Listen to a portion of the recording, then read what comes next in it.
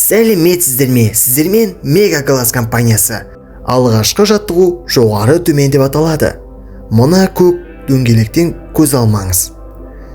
Жоғары төмен жаттығудың пайдасы көздің қозғалыс бұлшықеттерін нығайтады, көздің шаршауын азайтады, көру фокусын жақсартады. Жалпы қалай орындау керек десеңіз, тік қарап көзді мүмкіндігінше жоғары көтеріңіз. Содан кейін көзді төмен қаратыңыз. Қозғалысты 5-10 рет қайталаңыз. Ай жарайсыз, міне керемет. Осылай жалғастыра беріңіз. Сонда сіздің көзіңіз міндетті түрде жақсарып, болашақта көзілдірік те керек емес болып қалады. Қанеки, бірге жасайықшы. Жоғары, төмен. Жоғары, төмен. Осылай жалғастыра беріңіз.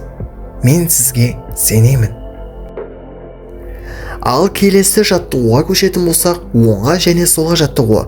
Мұны ақ нүктеден көз алмай, оңға солға қараңыз. Оның пайдасы көз бұлшықеттерінің икемділігін арттырады, кеңістікті көру қабілеттерін дамытады, көздің көру бұлшықетін кеңейтеді.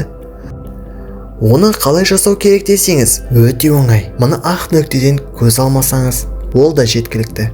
Немесе нақтырақ керек болатын болса, көзіңізді оң жаққа қарай мүмкіндігінше бұрыңыз. Содан кейін сол жаққа қарай баяу қозғалтыңыз. Бұл қарапайым жаттығулар көздің шаршауын басып, ұзақ уақыт оқу немесе экранды алдында жұмыс істегеннен кейін көзді тынықтыруға көмектеседі. Бұл жаттығуларды 5-10 рет қайталасаңыз, көзіңіздің көру қабілеті міндетті түрде жақсаратын болады. Тек дисциплина арқылы күнделікті жасап отырсаңыз ғана болғаны. Сіздермен болған біз, Мега Глаз компаниясы. Қош, саламатта болыңыздар.